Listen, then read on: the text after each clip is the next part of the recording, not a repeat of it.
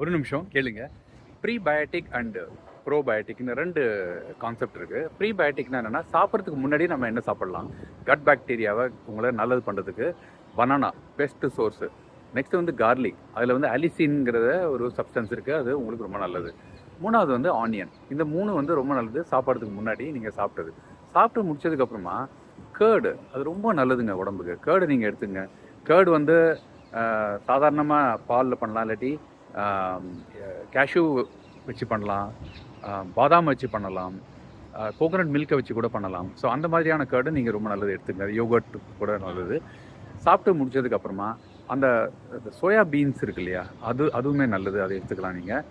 And முள்ளங்கி, carrot இதெல்லாம் வந்து கொஞ்சம் சாட்டே பண்ணி பாயில் பண்ணி அதையும் சாப்பிட்லாம். இதெல்லாம் சாப்பிட்டதுக்கப்புறம், சாப்பிட்றதுக்கு முன்னாடி சாப்பிட்ற ஐட்டம், அப்புறம் சாப்பிட்ற ஐட்டம்.